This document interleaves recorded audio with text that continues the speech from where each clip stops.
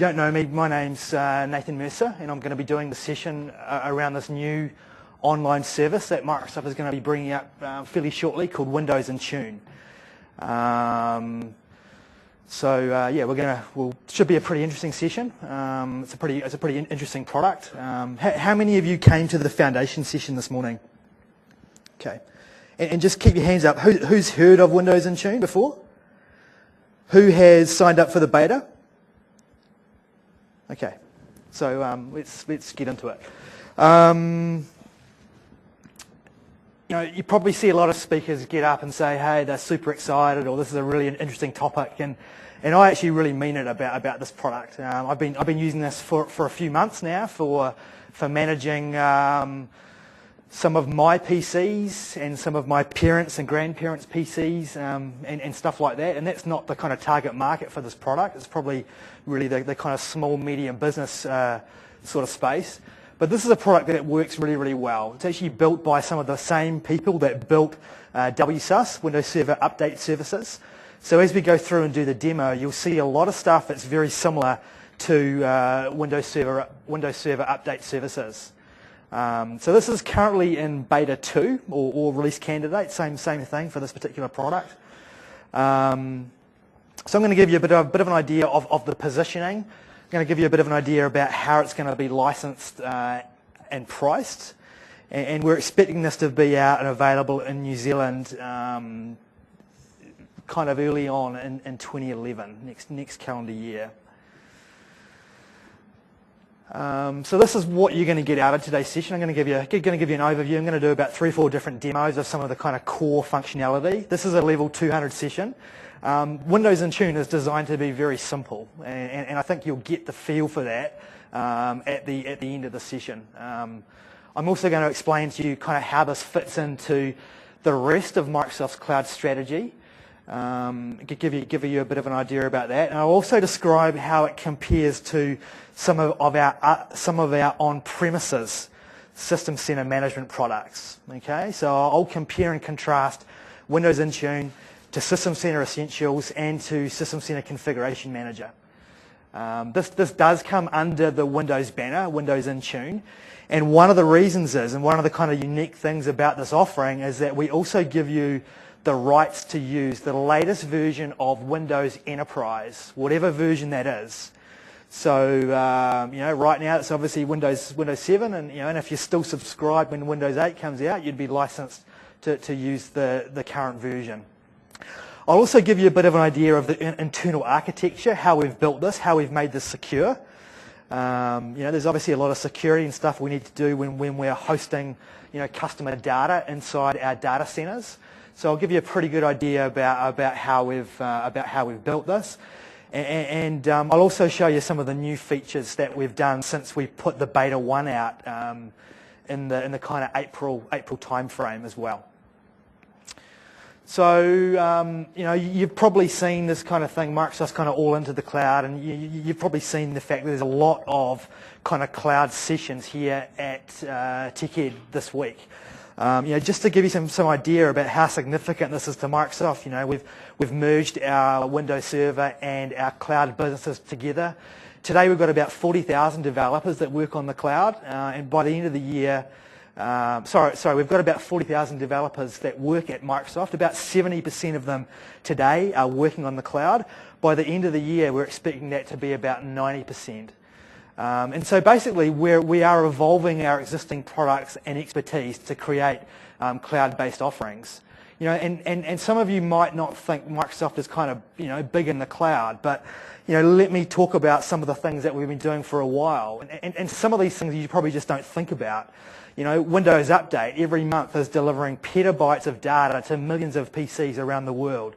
About 70% of the Windows PCs in New Zealand get their updates from Windows Update, and probably a good balance of the other 30% get them through Windows Server Update Services. There's about 23 million people on Xbox Live. About 10 billion messages daily go through Windows Live Windows Live Messenger. We've got about 500 million Windows Live IDs. We do about 1 billion authentications a day through Windows Live ID. We've got about 370 million Hotmail users. And things like Bing, our decision search engine, do about 3 billion queries a month. So we think we've actually got a pretty good history of of operating in this cloud world. And really, what we're trying to deliver to customers is the flexibility and choice. And you can see on the slide here some of our current on-premises software and how we're transitioning that into the cloud. And I think one of the really interesting things about a product like Windows Intune, which is basically an online version of System Center, is that we're going to rev this very, very quickly. And so imagine if we rev this, 2, 3, 4 times a year. Are any of you in the room in a position to upgrade your management tools and System Center infrastructure on your premises 3 or 4 times a year?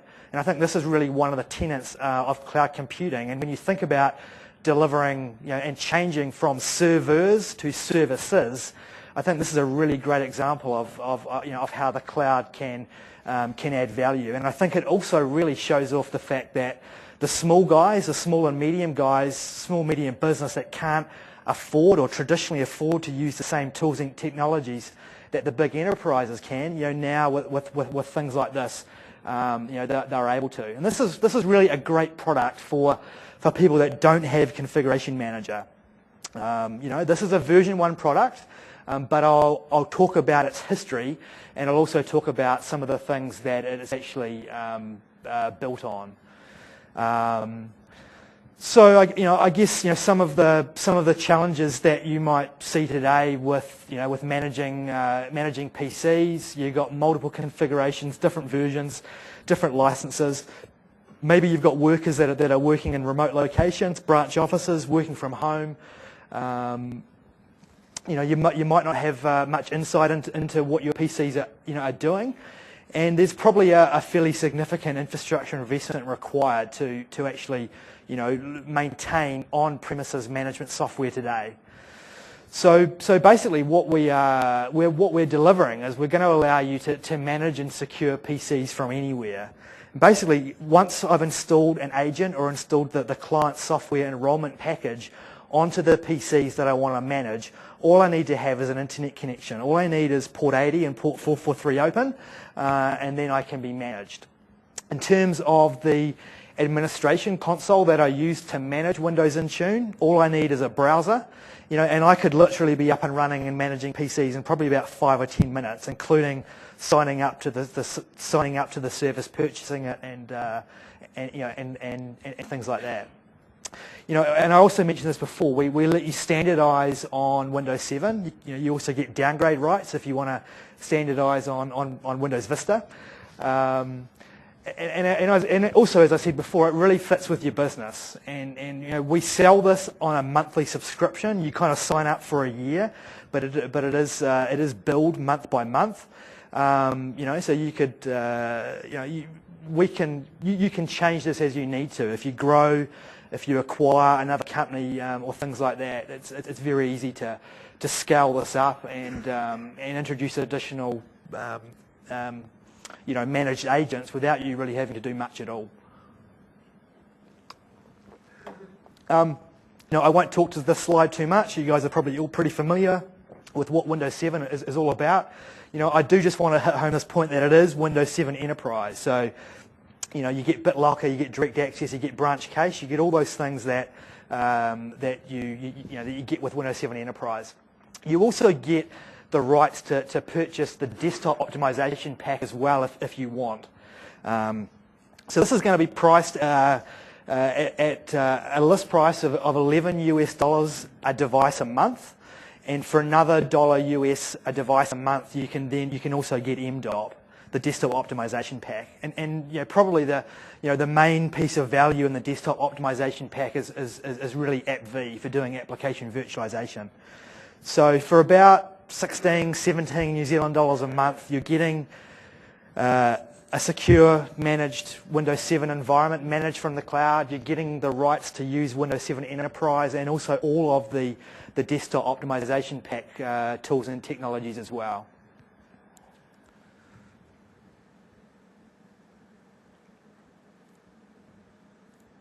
So I guess let's kind of talk about and drill into a bit more detail about what Windows Intune actually does, and what are the features that help you manage and secure PCs. So basically, we protect PCs from malware. So we've got a fully managed Microsoft malware protection engine.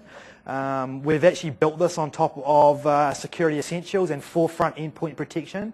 So it's using exactly the same antivirus engine that we sell as part of the Forefront suite. So it's a pretty trusted, tested solution. We manage your updates in very much in the same way that WSUS does. You've got the same kind of technology in terms of product classifications and categories and things like that. We also proactively monitor PCs. So when you install the client software enrollment package onto your PCs, we also drop down the System Center Operations Manager client onto your PCs as well. And so this allows us to look at things on your desktop fleet. We can detect stuff like, have you got printer queues that are stuck? Do your disk need to be defragged? Are you running out of disk space? It's the traditional sort of thing that the online, the desktop online management piece of System Center of SCOM can do, and that's all built into to Intune. You can also provide remote assistance, so you can reach out and remote control users' PCs. It's the kind of the over-the-shoulder thing, so user can be using the PC and you can be seeing what's happening as well. We also inventory hardware and software, and we also allow you to set security policies. And I think one of the really interesting things about this, and if you've been to any of the System Center Configuration Manager vNext sessions that I think they were on earlier this morning, we're basically using the same technology that's coming in the next version of System Center Configuration Manager, or the desired configuration management piece of SCCM. And I think one of the particularly cool things about this is that it's totally decoupled from group policy. So we can manage machines that are in a domain, we can manage machines that are in domains that you don't own, we can manage machines that are in a work group. So you imagine that you're a small business with 50 PCs and you're about to go and purchase one of your competitors that has got 30 PCs, and you want to quickly roll out a management infrastructure to be able to take over and look after their environment. You could very easily roll that out, because it totally doesn't matter what, whether they're in a work group or domain joined or whatever. And I guess the other kind of interesting scenario is around the mobile workforce, when you've got PCs that are remote a lot of the time. Those of you that have got PCs here in the room right now running Windows, how are they being managed right this very second? If you've got something like direct access, they're able to be managed, but otherwise you're probably waiting until those things go back onto the corporate network. And there's also a partner play in this as well, and I'll talk about that a little bit later, how we are enabling the kind of managed service provider angle on this for Microsoft partners to be able to look after their customers as well. So in terms of the system requirements, the admin console, I need a browser that supports Silverlight 3, so IE7, IE8, IE9, Firefox 3, Safari, Chrome, SeaMonkey, Skyfire on the Nokia S60 browser, Mac OS, Firefox, Safari as well. So I can manage it even up here on the stage with just a browser. In terms of the managed clients, we basically support all of the business versions. Okay, so professional, enterprise, ultimate, right back down to Windows XP. We do support Service Pack 2. I would recommend that you use Service Pack 3. There's a bunch of additional hoops that you have to jump through to get it working on Service Pack 2. And so we'd really recommend that you use Service Pack 3, but at the end of the day we will work with Service Pack 2 if you want to. So let's give you a bit of an idea about how this is actually architected. So I've got a bunch of machines, and these machines have been installed, and I'll show you this in a second. These machines have been installed with the client software enrollment package. And remember I said this is a version 1, but this is built on proven, tried, tested agent technology. We're using the Windows Update agent, we're using the System Center SCOM agent, We are using the Microsoft malware engine, the same security essentials for front endpoint protection. We're using this thing codenamed Lantern, which is the desired configuration management piece out of SCCM version Next. And for remote assistance, we're using a thing called Easy Assist out of Live Meeting. And so this means that we can easily get through firewalls and stuff like that because we can just tunnel over 80 and 443. It's not like an RDP session where you need to have 3389 available as well. So we've obviously built this to run in our data centers. Our data centers are run by a part of Microsoft called the Global Foundation Services team.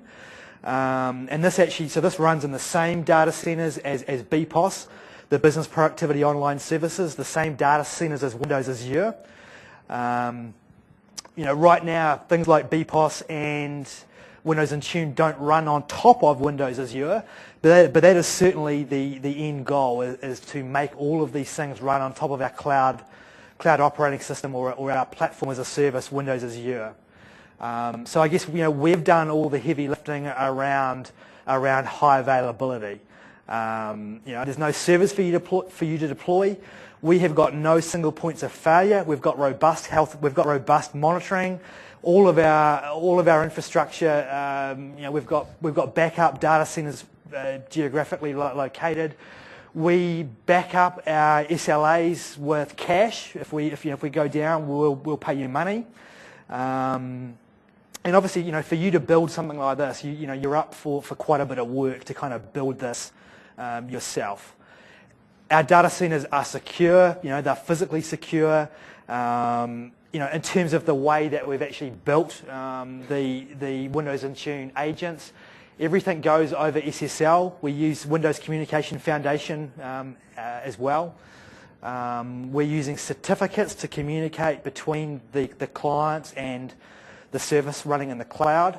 So basically what happens is when I enroll my machine for the first time, and I'll show you this in a minute, we have basically got this MSI file that bootstraps and gets the agent onto your machine. And that MSI file, when you basically sign up for Windows Intune, we've gone out and we've created you a certificate, and we've basically bundled that certificate into a whole bunch of MSI files that are sitting there waiting for you to enroll clients. And that certificate is basically a certificate that's just for your account that you've subscribed with. Once that enrollment package comes down onto your machines, we actually give that PC a machine certificate, so we know exactly which machines are talking to what. We're scalable. We're multi-tenanted. We have tested this up to 10,000 managed agents per customer account. Realistically, if you've got 10,000 PCs, you probably need something that does a few more things than Windows Intune. But that gives you a bit of an idea about the scale of this thing.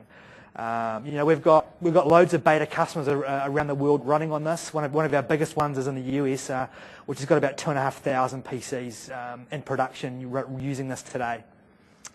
So basically, we haven't just taken our on-premises servers and put them into the cloud and called it a service. We've really built this thing from the ground up. And it's also private. You might be wondering, is Microsoft going to go and steal your data, steal your IP, that sort of thing. Your data is yours, it's not ours. We are going to get this independently verified and certified. We're going to have a public privacy policy available as well. Okay. So I guess, why would you manage stuff through the cloud? And I won't spend too much time on this slide, but basically, you're not having to build and maintain server infrastructure. You're not having to have the upfront capital cost of going out and buying a bunch of servers to run System Center tools and build it, for the peak of what you need. You're not having to go out and configure and do all the high availability stuff because we're running that inside our data centers.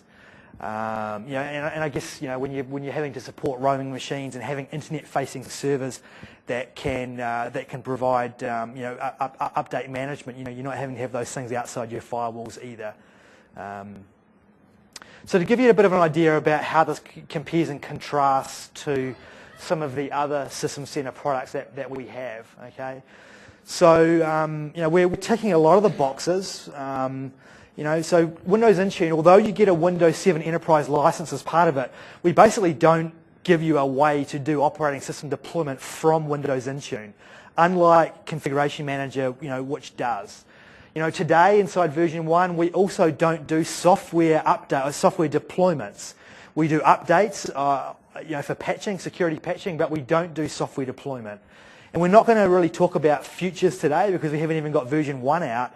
But just remember what I said before about the fact that we are going to iterate on this product very quickly, and bring out new features, pretty rapidly. So that just gives you a bit of an idea about how that compares to Configuration Manager and System Center Essentials. You guys got any questions so far? Yep. The nearest data center for us, and when this rolls out, is in Singapore. A long way away for what?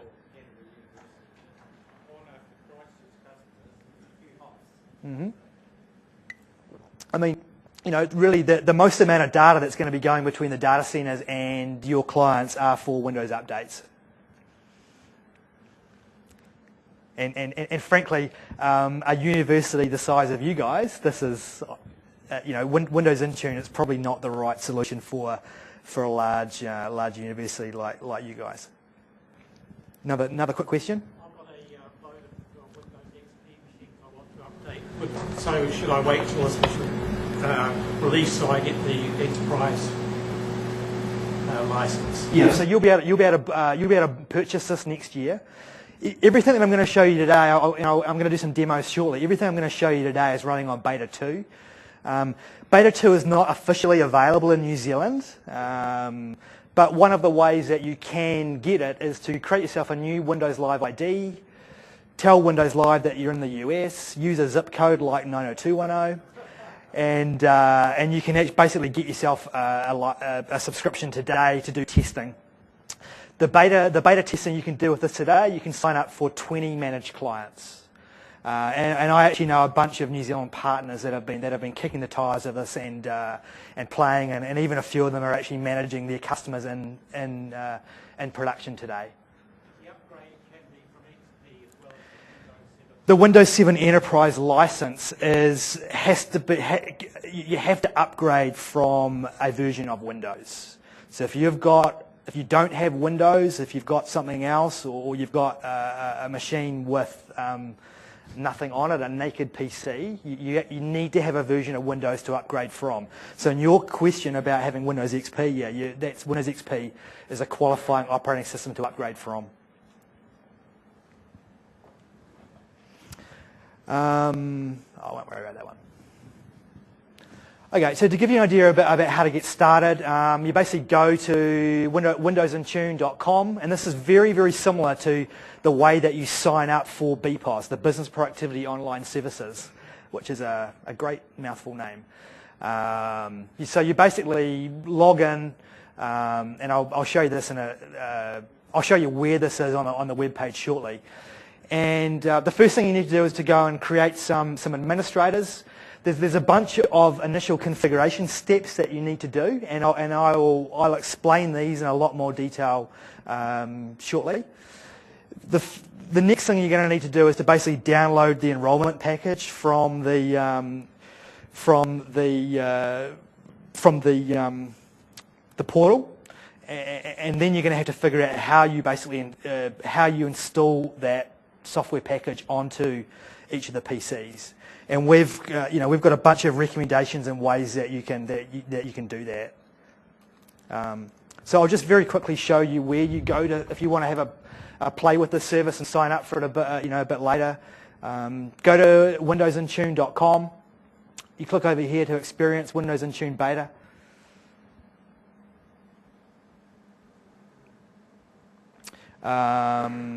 And you can sign up right here. So it's that link on the right-hand side, sign up, and that takes you through a process of signing up. We do ask that you start testing within a week of signing up with the beta, and we also ask that you use a minimum of 5 PCs to do the testing. I'll just show you one other very quick thing on this web page here. Is this is a great product guide that that talks about what Windows Intune is all about, and that's probably one of the better documents around today that talks about all the features and stuff like that. So all of that is on windowsintune.com. Okay, so that's the beta product guide. So I mentioned, and I'll show you this in a second, but I mentioned that there is a bunch of initial things that you need to do to get running. And frankly, this is probably the hardest thing about deploying Windows Intune is figuring out how you get the client software package out there. So there's two versions of the client software package. There is x86 and an x64. The x86 is about 8.75 megs. The x64 one's about 11.6 megabytes. So you can sneak them around. You can stick it on a USB key. You could email it around. You could put it on an echo-down, lockdown file share. You could roll this out with group policy software installation. You could log on script it. You could use tools like PSExec to push it onto machines. There's a bunch of different ways. And if you go up to that Windows Intune website and look into the help file, we basically list out all of the pros and cons and the different ways that you can do it, including documenting how you can deal with group policy software packages. Enrollments will just fail when you have used up all of your licenses. So today, if you sign up for the beta and you get 20, the 21st machine you try and enroll, will just fail. And so you essentially need to go into the portal and retire one of your machines, which will free up one of your licenses so you can deploy it on another machine. The next thing you're going to need to do, and again, this is exactly the same thing you'd need to do with Windows Server Update Services, is actually define your initial group structure. And and probably in a lot of small businesses, you would just you might just have everything kind of set on automatic. But you can set up groups. You can have an agent machine enrolled in 2 different groups if you want to. They can be nested. We've got parent-child relationships, and we basically have 3 different types of policies that we can enable as well. Also, in the help file on the Windows Intune website, we've also got documentation on how you can do group policy filtering to filter out group policy from applying against machines that are running the Windows Intune agent. If you have got a machine that is running the Windows Intune agent and it's also being group policied by domain controllers in your environment, group policy will always win. So we basically recommend that you don't do that. Group policy will override because it's the better thing. So we give you documentation about how you can filter that out if you wish.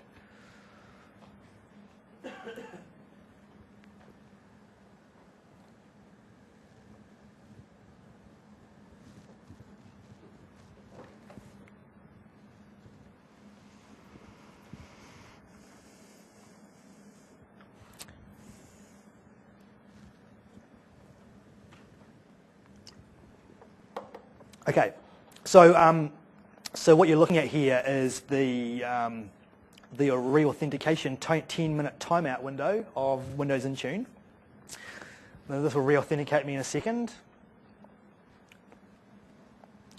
And so basically this is the management console for driving Windows Intune. And so you just access this through manage.microsoft.com. You sign in with a Windows Live ID today. We are completely aligned with what the BPOS team are doing, the Business Productivity Online Services team are doing. So when they roll out their security ticket service a little bit later next year using ADFS, the Active Directory Federation service, we will also support ADFS as part of that. So you won't need to use Windows Live ID. But today it's Windows Live ID. So the very first time you sign in, and I've already cleared this out, but the very first time you sign in, there's a big notice board window right here where my mouse is that basically guides you through those 4 or 5 base steps that I mentioned before. And so probably one of the first things you're going to do is go into the client software download, and you're going to download one of those packages that I mentioned before. So those are the client software enrollment packages. And what I might just do very quickly is actually just actually do that on one of my machines.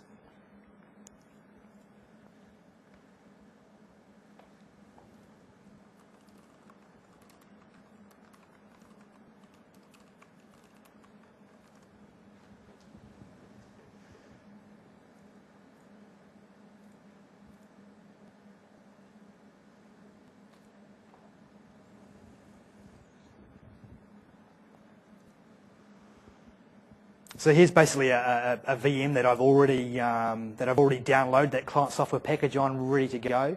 And this will just give you a bit of idea of what the experience is like of clicking next a couple of times. And we'll come back to this at the end, and you'll see that it's enrolled and being managed.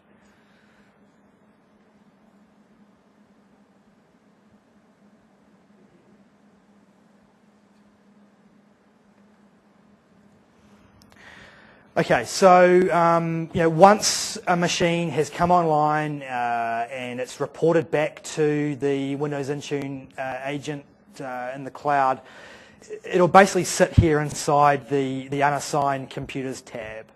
And so I can go in there, and you'll see that I've got a hierarchy here. I can go in there and I can drop one of those machines into that node if I want to. You'll see if I click on one of these, I can edit the group membership. And I can just basically choose which groups I want that guy to be a member of if I want to. The next thing that you're probably going to do is you are going to deploy policies, and I'll just go and do that. We basically have three different kind of templates for doing policies. We've got the Intune agent settings. So these are things like, these are very similar to the Windows Update settings. So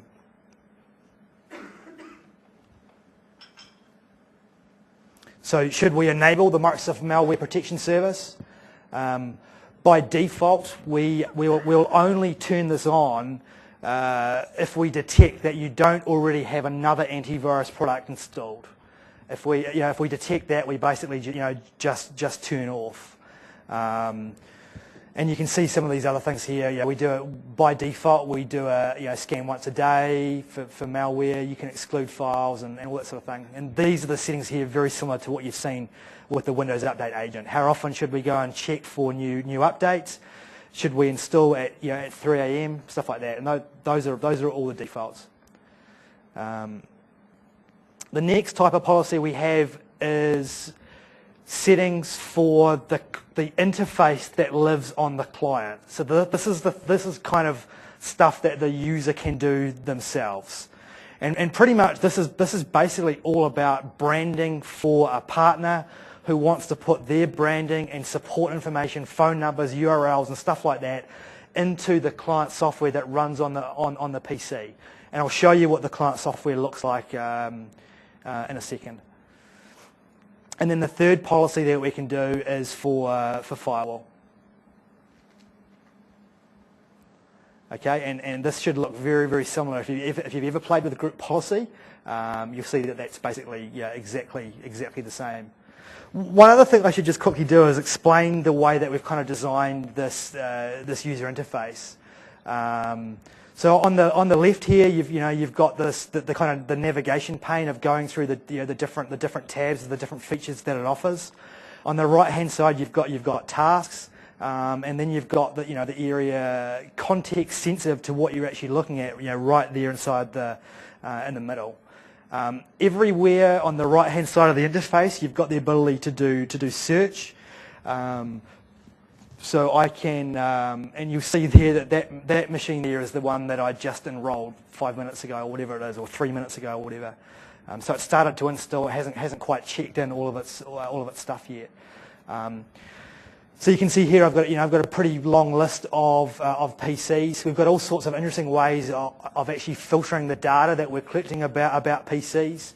So I can go in and I can have a reasonably low level look at the types of hardware that's inside a machine, or the makes and models and BIOSes and serial numbers and stuff like that of PCs.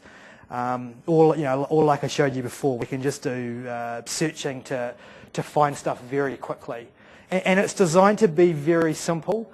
These are all hyperlinks. When I click into here, it takes me to the correct place inside the UI.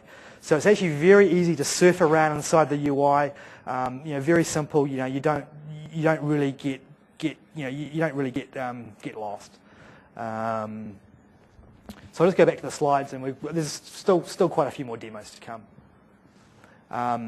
The various agents that I talked about before, the SCOM, the Windows Update agent, stuff like that, they all check in on different time frames. Okay, so updates, Windows Update is basically once a day. Host protection, the malware protection, is also once a day. We check in for policy once a day as well to see if there's a new policy. But we actually are enforcing the policy about every 8 hours on a managed PC. Monitoring, we're doing that once a day. Software inventory, we're doing that once a week. And hardware inventory, we're doing that once every 2 weeks. So that just gives you a bit of an idea about the different frequencies that exist inside this. So I guess in terms of the update management, this would be very similar to what you'd have to do if you were designing and rolling out WSUS. If you're a small organisation, you might just auto-approve all security updates. If you're a larger enterprise or a medium-sized business, maybe you're going to do some sort of testing where you're going to manually approve needed non-service pack updates, roll them out to a test group, and then roll them out to your all computer groups a week later when nothing has gone wrong. And in terms of the products and classifications and auto approval rules, it's pretty much exactly the same as WSUS. Malware protection, we are built on top of the Microsoft, basically on top of Security Essentials, but using the same engine as Forefront Protection. So just to be clear, it's not Microsoft Security Essentials. We've actually written it so that it can do central management and central logging. But it's basically the same antivirus agent engine. And I mentioned before about the default policy is that Windows Intune will actually disable the malware protection stuff when we detect that a third-party solution is present. If you've already using another third-party antivirus product on your machines, if that antivirus product is writing back to the Windows Security Center, then Windows Intune can pick that up out of the Windows Security Center and present it inside the Intune software. But obviously we can't manage third-party antiviruses, but we can tell you if they're installed and turned on and stuff like that.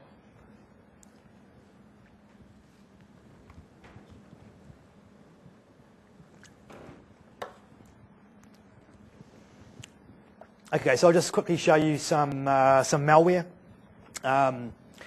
So you can see here I've got I found 2 pieces of malware on my machines. I can drill into that to find out what that malware is, what machines those are on, how long ago that happened. I can drill in further and actually pull up information about the virus. So this takes me off to the Malware Protection Center, which gives me some more information about what the virus is about. In this case, this particular one is actually fixed by a security update, so it might be pretty easy for me to just go and roll out that security update to take that problem away. I mentioned before about doing setting classifications in products, and you'll see this looks very similar to Windows Server Update services. We can also do the automatic approval rules.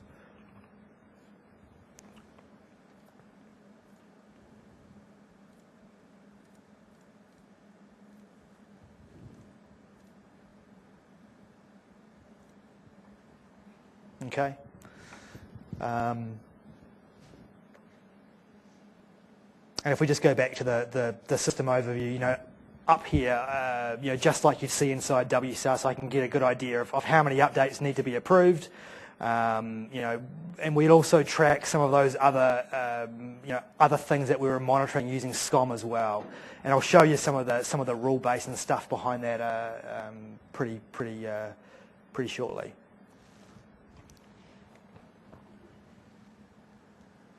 Okay. So in terms of asset management, we do software inventory, and we're basically using pieces out of the Asset Intelligence Service for doing this. So we're basically detecting what you've got installed And at the back end, we're kind of categorizing it using the Asset Intelligence Service catalog. So basically what that means is if we, often we see a software vendor has, misspelled their name inside their exe or something like that, so that, when it reports up into the console, you end up with multiple entries for it and stuff like that. We kind of normalize all of that at the back end, so that when you as an administrator go in and look at it, you've got a much better understanding of where you're at. One of the other pretty cool things that we do about it is that we also do license management. So you can basically import your agreement pairs that you've got out of the Microsoft Volume Licensing website or the CLP service. You can basically plug that information into Windows Intune. It will go out and grab the information about the number of licenses that you've currently purchased, and it will basically check that against the software inventory for all of your PCs that are managed. And remember, I said before, this is your data. This is not a way for us to find out if you're under licensed. This is really about making sure that you're getting value from the software that you've purchased. Maybe you've bought too many copies of Office, or you haven't bought enough copies of something else or whatever. That this really helps you get a grasp on what you've actually got deployed, so you can make sure that you're purchasing, or not purchasing the correct licenses.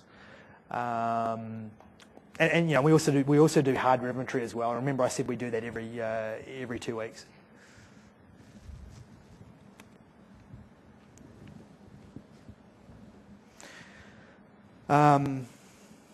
So just before I show you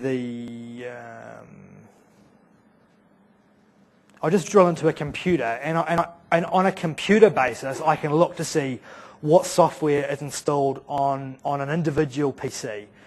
But what I can also do is I can drill into the software, and that kind of flips it on its head, and it shows me where all of that software is installed on all of my different PCs. So just to be clear, we don't distribute software. We do security patching, but right now today inside version 1, we don't actually do software distribution. So we don't give you a way to roll out Office, or things like that. But we definitely categorize the software. We tell you how many that you've got installed, and things like that. Inside license management, I don't actually have a way of getting a proper customer license number. So I've actually got no way of plugging and uploading the agreements into here. But basically, you would plug in the agreement number. It'll go off to the web service and basically download that. You assign it into a license group. And then you can essentially do reporting. So we've got a bunch of different reports, and so I could run myself a report that's going to pull out and show me, the total number of installations, the number of ones that have been volume licensed, and and stuff like that. I forgot to show you one thing under software. We also track whether that software has actually been installed using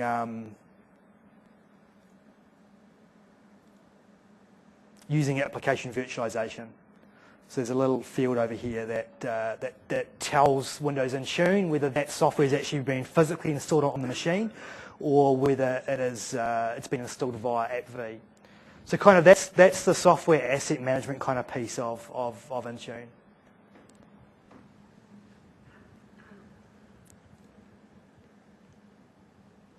So what is the client experience? So like I said before, we do install some software down onto client machines, so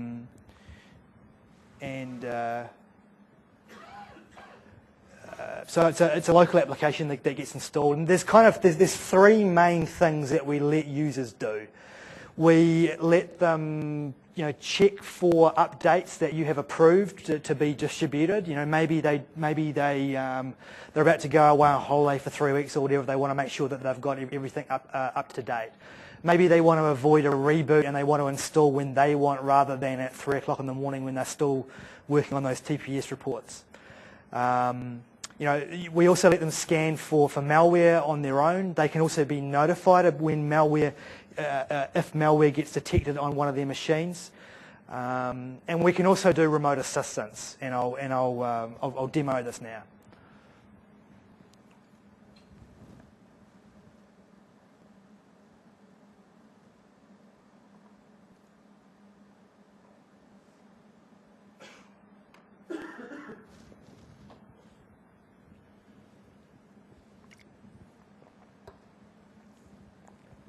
Okay, so this is what today. This is what the client software looks like. So I can obviously do Windows Update, scan. But what I want to do is go and request remote assistance from the system administrator. And basically, what that is going to do is back here inside my my Windows Intune agent, you'll see that magically a remote assistance request just appeared inside the console. 615. Yep. So we can go in, we can accept that remote assistance request from the user.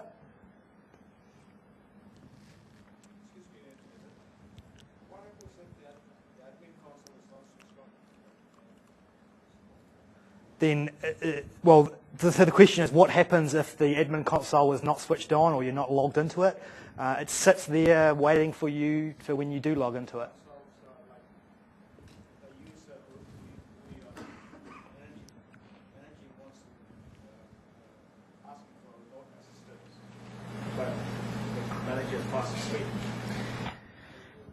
Yep, so the question is, how do I find out about, let me paraphrase your question, how do I find out about a remote assistance request when when I'm not logged into the console? When I drill into alerts, we can load in recipients, so I can load in email addresses or SMSs and stuff like that, and I've basically got a notification rule. So under here I've got a remote assistance request, and so I could have that sent out over email. So if I was a partner, I'd get that email in my email box, I'd log into the Windows Intune console, and then everything would be exactly the same as what you're about to see. Does that answer your question? Yeah. So you'll see here on my client, the administrator is taking over my machine. I get prompted to allow them to connect. My desktop is shared.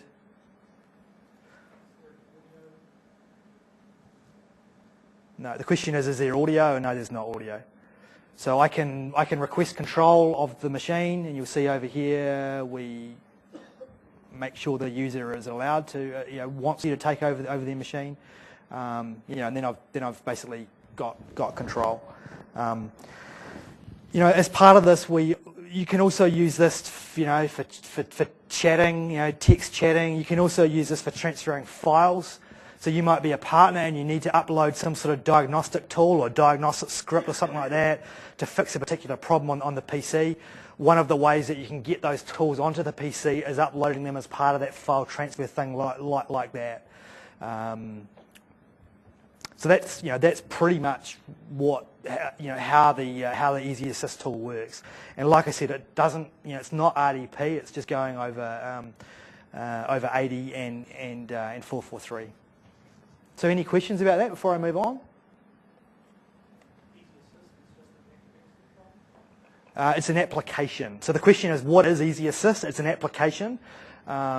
So me as an administrator, when I accepted that alert from the client, I had already installed the Easy Assist client software on my machine. It's tiny. It's about 2 megabytes. It installs in 5 to 10 seconds. It's really lightweight. Does that answer your question? Yeah. The question is, how do we work with user account control? And yeah, so that works. Not too sure how, but that works as part of it. Yeah. I'm not too sure about communicator. Yeah.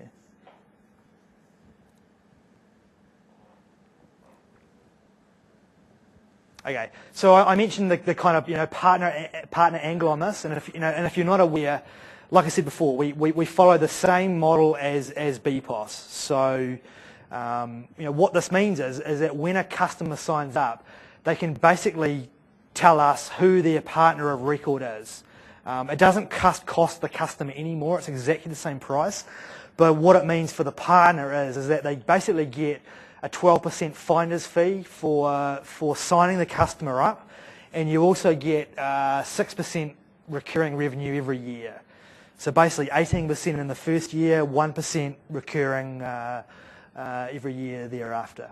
Okay, and that's essentially the way, or the way that the partner model for Intune. One of the things that we brought in inside Beta 2 is this kind of multi-account console. And the idea of this multi-account console is I'm a partner, and I want to manage a bunch of different customers. And so in here, I can basically switch to a different account. And so I can have a whole bunch of different customers that I'm managing, and I can get a roll-up view of all of those customers from this particular view. Now this is completely dynamic. When you bring a new customer on, this gets built basically when you log on. We check to see whether you've got rights to any of the other Windows Intune consoles, and then we display them on here. You'll see that I've got the same search sort of thing as what you saw on the rest of the console. And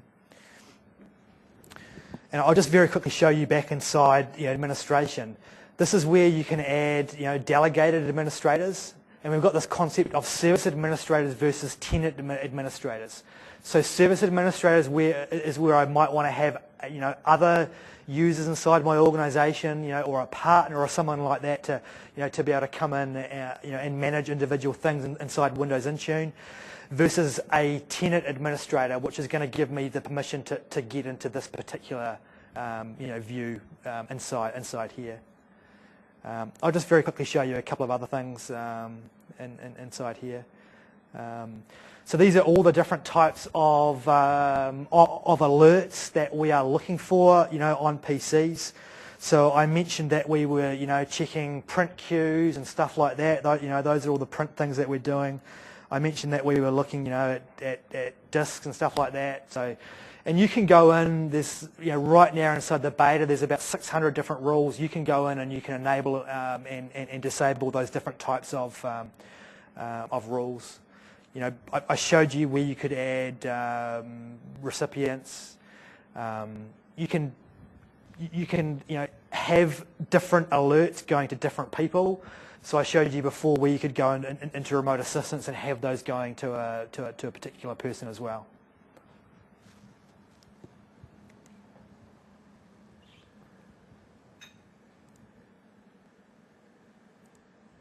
Okay, so licensing and pricing, I've pretty much already covered this, covered that off in terms of the pricing and stuff. So I guess what are the kind of key takeaways for this? Probably if you're sitting there and you're from an enterprise like the University of Canterbury, or if you use something like Configuration Manager, you're probably sitting there going, meh. But really, you're not the target market for this product. This is really designed for simplicity. It probably is really designed for small medium. It's not designed to be a replacement for Configuration Manager.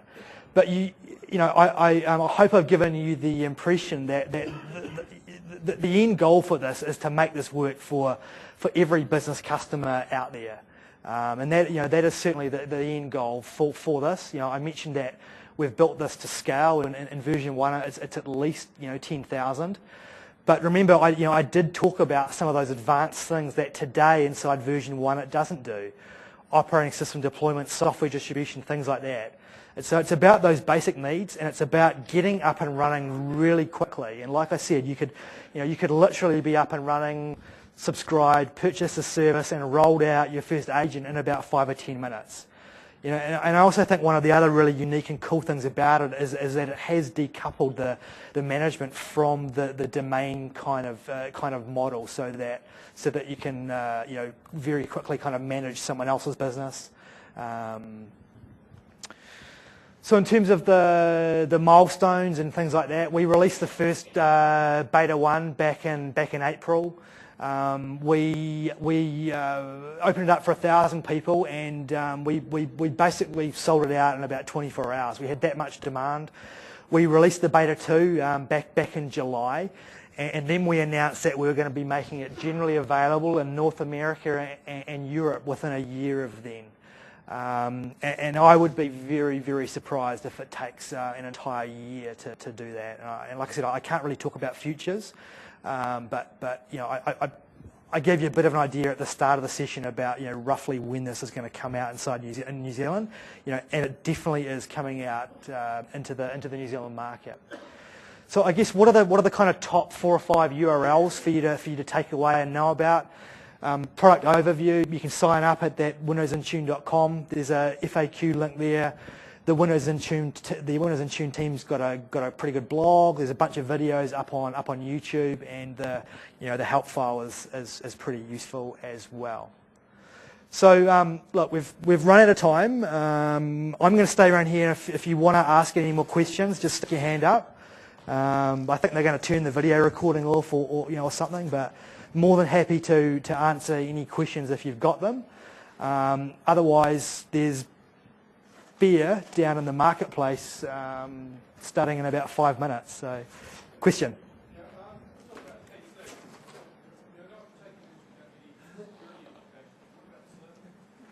So in version 1 today, we are totally focused on managing PCs and not servers.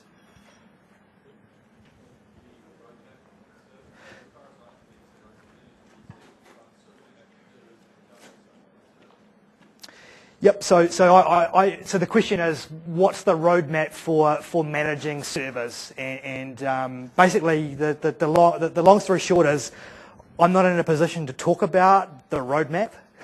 We're definitely listening to what people are asking for, and one of the examples is inside beta 1 we never had that multi-account console. Inside beta 2, we do, but pretty much version 1 is around managing client PCs.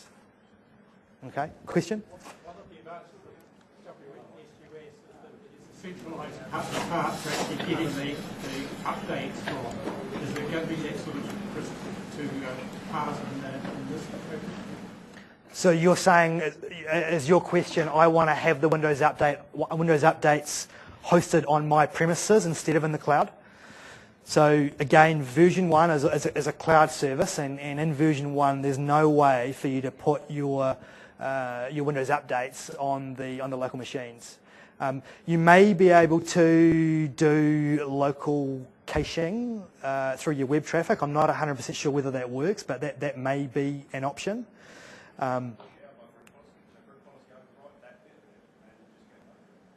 So the statement was, can group policy do that? And yes, it could. You could do that with group policy, but you're kind of managing two lots of infrastructures then, right? You're managing Windows Intune, and you're also managing Windows Server update services. So I think you're probably worried about sucking up all your bandwidth and stuff like that. And I guess that is one of the things you need to think about before you roll out a cloud service like this. It's probably pretty cool for doing updates and stuff like that. Might bog down your network when a service pack comes out. And so there's going to be some low-hanging fruit that this makes more sense for. And we think that really one of the big target markets is small, medium, and also guys that have got a lot of roaming laptops that are out of the office, on the internet, working at home, that sort of scenario. If you've got 250 people on a slow link, this is probably not the way that you would do your updates. Question? Yep. So using KMS or Windows Enterprise? Yep. So the question is, how do we activate Windows 7 Enterprise? And it's exactly the same as Windows 7 Enterprise. So KMS, does Enterprise do Mac? Yeah. So it's exactly the same as Windows 7 Enterprise. Just to be clear, inside the beta, if you sign up for the beta, we don't give you Windows 7 licenses as part of the free beta. But you can go away and download a 90-day trial of Windows 7 Enterprise from the website. But definitely when this comes out early next year in New Zealand, Windows 7 Enterprise comes as part of it. Or you can downgrade to a lesser version of Windows 7 if you wanted to, or to Vista or XP if you wanted to as well. I don't know anyone that would do that, but you can. So the question is there discounts for charities? I'm not 100% sure about charities. There definitely is discounts for education. We take into account if you've already got software assurance on your Windows 7, if you've already bought Windows and it's under software assurance, we take it into account as part of the pricing, and we basically give you that bit back or discount it off the top. Charity, I'm not 100% sure. I would have to go away and find out. Right. If BPOS give discounts for charity, this is exactly the same model. Okay, so I'm commingling those two words together, am I? Okay. So, question? So the question is, do we do central management of device drivers? And no, we don't. Well, obviously those device drivers would come down from Windows Update if they were there inside Windows Update. Again, this session today is not about futures. We're working on V1. We are thinking about some of the things we want to do inside V2, but realistically, we need to get V1 out first. Techhead next year, different story. But today, I'm not aware of what the team's plans are around device drivers.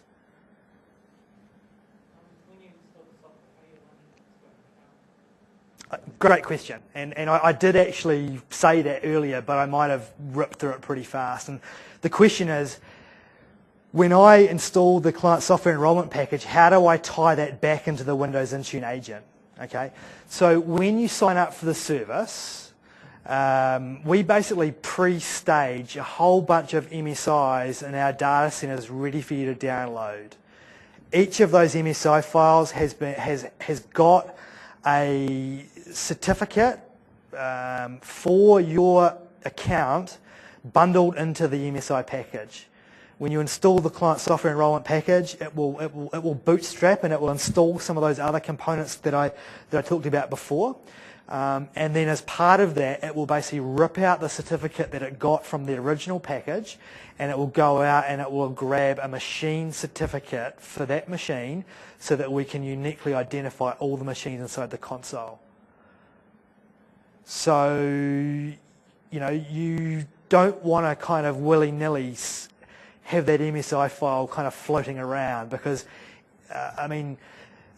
the thing is still secure, but you could be in a situation where someone goes and gobbles up all your licenses. Does that answer your question? So the cool thing about it is you install the agent, click next a couple of times, and you're managed. There's no, all the authentication is done by certificates and done by Indigo Communication Foundation. Question? Yes. Yes. What's the most painless way of changing it or upgrading that to enterprise? Can I still put out its scope? Reinstall? Yep, reinstall. So the question is, how do I upgrade from Windows 7 OEM to Windows 7 Enterprise? And yeah.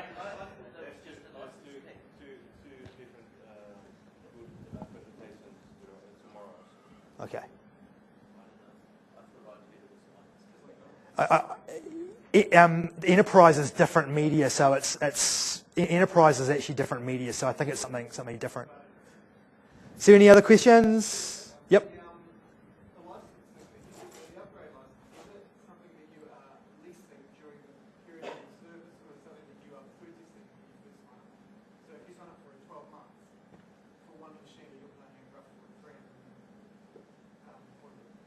Yeah, roughly that, yeah.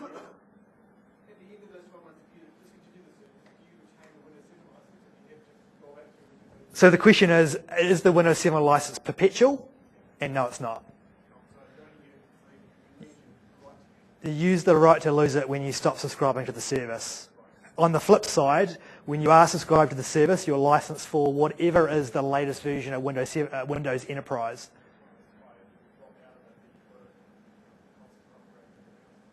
Yep, that's definitely something to think about when you're weighing up the pros and cons of rolling something like this out. You know, one of the cool things that I like about this is I bump into a whole bunch of people that want to use some of the advanced features in Windows 7 like branch cache or direct access, or more particularly want to use AppV, and they can only buy AppV if they buy MDOP, and they can only get MDOP if they've got SA on Windows 7. And to put SA on it, if you haven't done it before, you've got to go and rebuy your license. And frankly, who's going to go and rebuy a license for something they've already purchased to put software assurance on top of it so they can then buy MDOP? And I think this is a kind of interesting way around that to give you a fairly low-cost way of getting at V.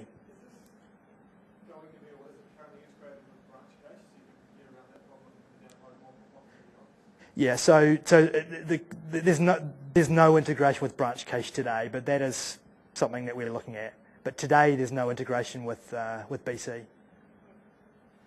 Cool.